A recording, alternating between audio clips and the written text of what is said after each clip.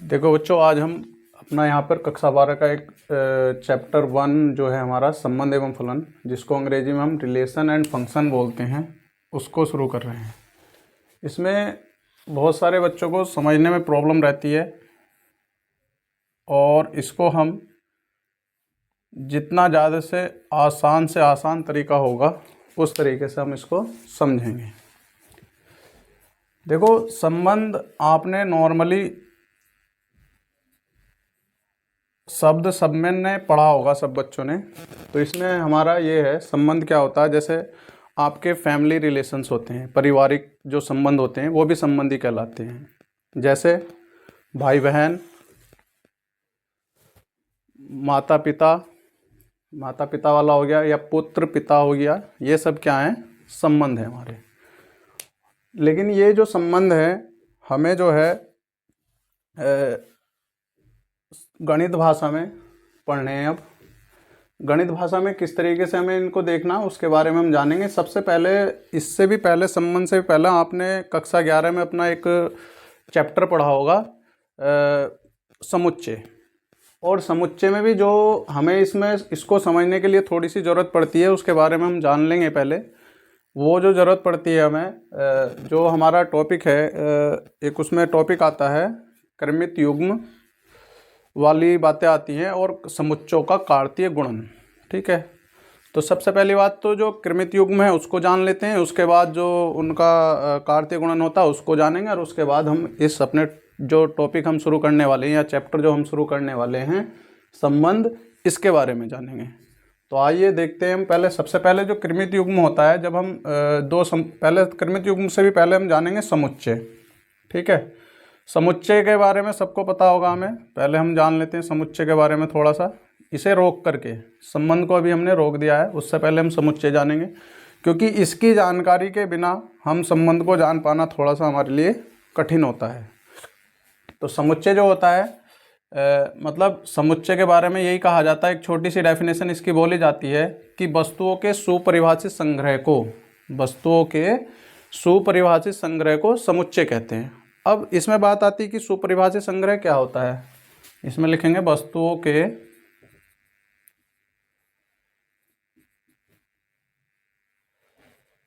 सुपरिभाषित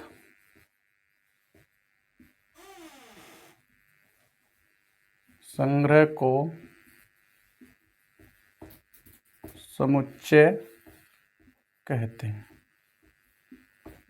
ठीक है, और जो समुच्चय को हमेशा जो सदैव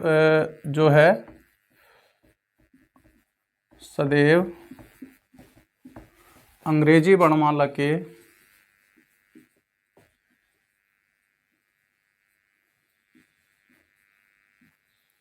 बड़े अक्षरों से निरूपित करते हैं। देखो, समुच्चय के बारे में बातें तो बहुत सारी, लेकिन हमें केवल जो ज़रूरत है उसके हिसाब से यहाँ पे देखना है, जिससे कि हमारा मतलब चैप्टर समझ आ जाए।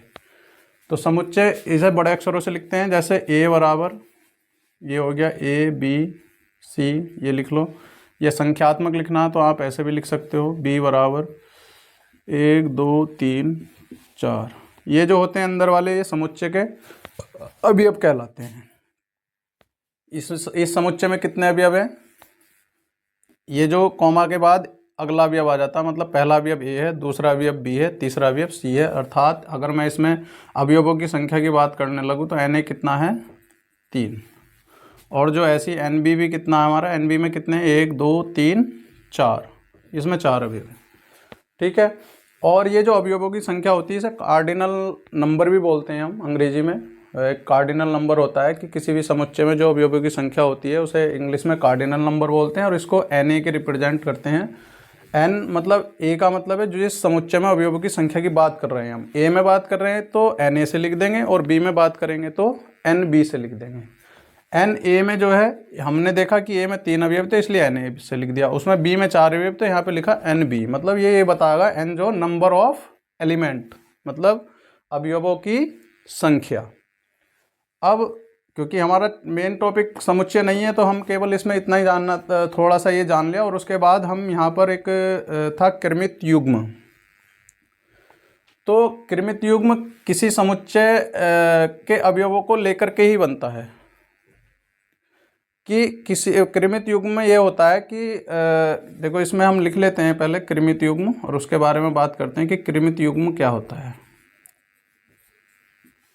कृमित युग्म ये होता है कि जैसे मान लिया हमने ए और बी के समुच्चय के अवयव जो है आपस में जुड़ाव रखते हैं, जैसे कि क्या है कि ए बराबर है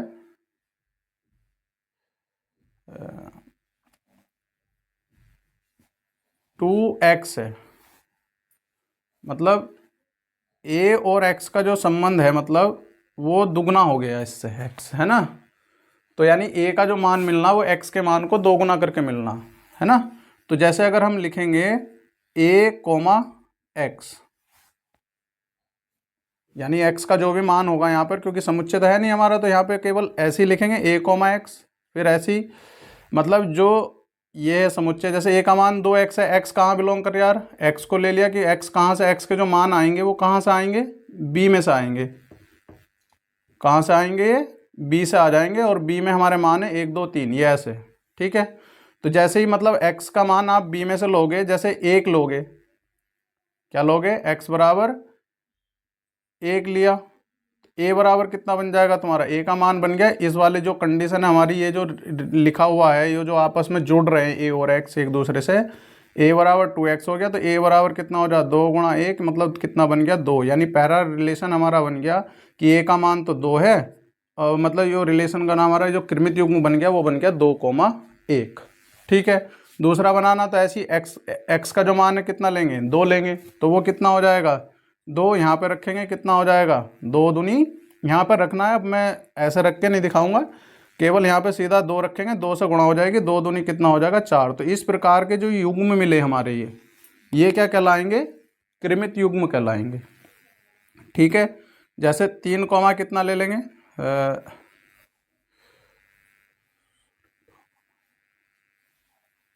सॉरी ये उल्टा लिखा गया, इसमें 4 पहले आएगा क्योंकि a का मान पहले आना है और x का मान बाद में आना है। 4,2, फिर 3, ये आएगा 6,3, इस तरीके से आते चले जाएंगे। यहाँ से मान रखते चले जाओ, b में जितने वे में सारे रख सकते हो तुम।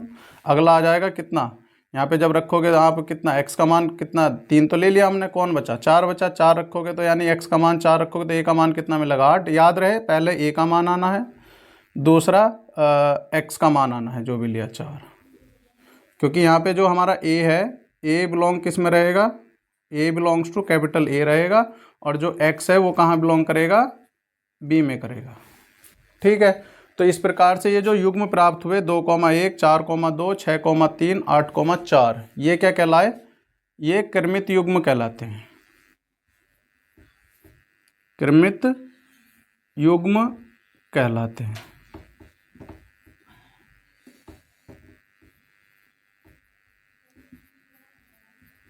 ठीक है। अब कृमित युग्मों के बाद आता हमारा कार्तीय गुणन। अगला है दो समुच्चयों का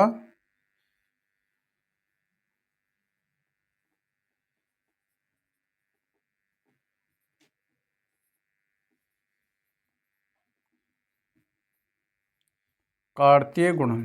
तो देखिएगा कार्तीय गुणन, ये चीज़ें हम इसलिए जान रहे हैं क्योंकि इन सबको जानने के बाद इसको समझना थोड़ा आसान हो जाएगा। तो इसलिए हम पहले इन्हें जो छोटी छोटी चीज़ें हैं उनको बिल्कुल एकदम जीरो से ला रहे हैं, मतलब शुरुआत से लेकर के आ रहे हैं हम, क्योंकि जब इनको आपस में जोड़ा जाएगा तो तब ये हमारा जो संबंध है इसको समझना बहुत ही आसान हो जाएगा।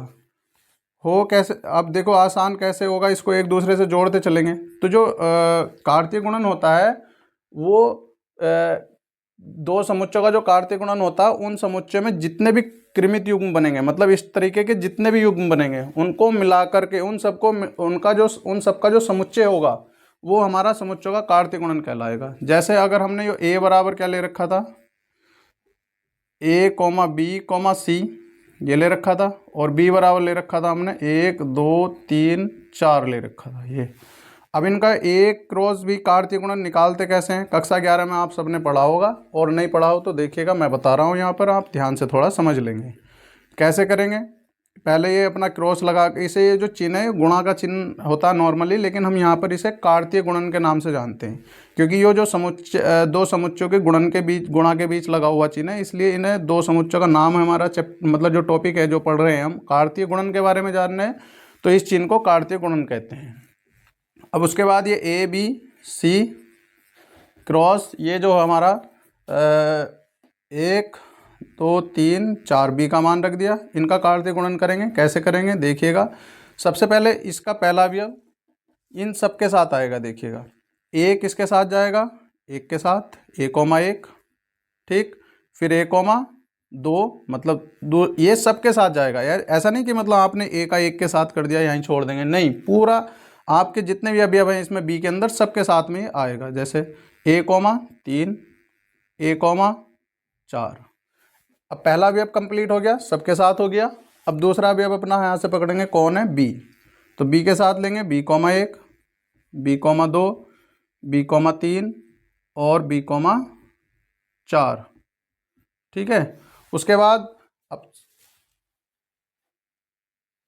b जो है यहाँ पर जो है हमारा अगला अवयव बचा c के साथ में लिख लेंगे c, 1 c, 2 और c, 3 और c, 4। तो इस तरीके से जो ये प्राप्त हुआ, क्योंकि ये सारे युग्म बन गए, a के साथ के बन गए, b के साथ के बन गए, ठीक है। तो जब ये सारे युग्म बन गए तो इन सब का जो समुच्चय क्यों बोला था मैं पहले ही बोल रहा था कि जो कार्तीय गुणन होता है वो जो कृमित युग्म बनेंगे दो समुच्चयों से, जितने भी कृमित युग्म बनेंगे उन सब का समुच्चय होता है। तो देख लो ये जो हमारा ये कोष्टक लगता है, मंझला कोष्टक, ये समुच्चय के लिए रिप्रेजेंट करने के लिए लगता है। तो इन्हें उठा करके हमने सारे जितने भी कृमि युग्म बनने थे वे बनाए और उठा करके समुच्चय में बंद कर दिया। तो ये जो दो समुच्चय का आया ये हमारा कार्तीय गुणन आया, ठीक है। अब जो संबंध है हमारा, अब हमारा जो मेन चैप्टर है जिसका हम नाम लेकर के चले थे अपना संबंध, इसको उठाएंगे। तो इसको उठाने के लिए संबंध को देखो, अब इससे रिलेट करके हम इसको जानेंगे और यहाँ से हमारा जो बोर्ड में है प्रश्न भी बनते हैं संबंध से, ठीक है। कभी कभी एक क्वेश्चन 5 नंबर का भी बन जाता है, मोस्टली ज़्यादातर 2 नंबर का बनता है, लेकिन इसमें से 5 का भी बना देता है। वो डिपेंड करता है एग्जामिनर के ऊपर कि एग्जामिनर उसको कितने नंबर में रख रहा है क्वेश्चन पे, ठीक है। तो हम प्रयास करेंगे कि इसको समझने के बाद पहले संबंध को समझते हैं, उसके बाद इस पे जो समस्याएं होंगी हमारी उनको जानेंगे। तो संबंध क्या होता है, देखो यहाँ से जो है हमारा संबंध है उसके बारे में एक बात ये कही गई, जैसे हम एक दूसरे को रिलेट करते ला रहे हैं, अगर हम इसको इससे कार्तीय गुणन से संबंध को रिलेट करें तो संबंध को मैंने पहले ही बताया था जब हम टॉपिक का नाम ले रहे थे कि भाई आपस में जो रिश्ते नाते होते हैं आपके वही संबंध कहलाते हैं। लेकिन यहाँ पे नॉर्मली हमें उनमें पर पढ़ना नहीं है, हमें पढ़ना है समुच्चयों पर। तो देखो यहाँ पर जब समुच्चयों पर पढ़ोगे आप संबंध को, तो जो संबंध होता है जिसे अंग्रेजी में हम रिलेशन बोलते हैं, इसे रिलेशन बोलते हैं अंग्रेजी में।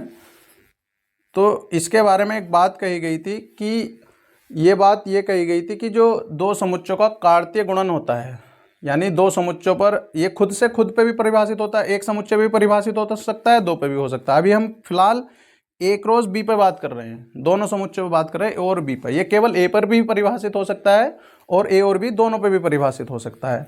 तो सबसे पहले जब हम ऊपर से दो समुच्चयों की जो कार्तीय गुणन करके लाए हैं तो हम ये देखेंगे कि जो आर होता है, इसे रिलेशन को आर से रिप्रेजेंट करते हैं और इसके जो सारे अवयव हैं आर में जितने भी अवयव हमने लिए ये सबसेट होना चाहिए किसका, ए क्रॉस बी का।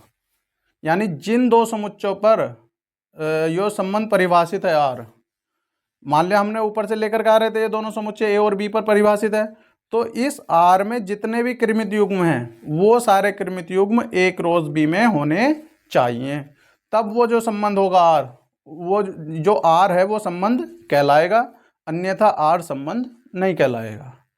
ये मैंने आपको शॉर्टली डेफिनेशन बता दी है, लिख करके नहीं बताइए इसको। देखो आप क्योंकि आगे हमने काफ़ी चीज़ें ऊपर लिखी हैं कि हमने कार्तीय गुणन से रिलेट करते हुए बता रहे थे। तो कार्तीय गुणन में जितने भी ये देखो कृमित युग्म ये हैं, ये हैं, ये सब, तो आर जो होता है ना, आर के अंदर भी कार्तीय युग्म ही आते हैं।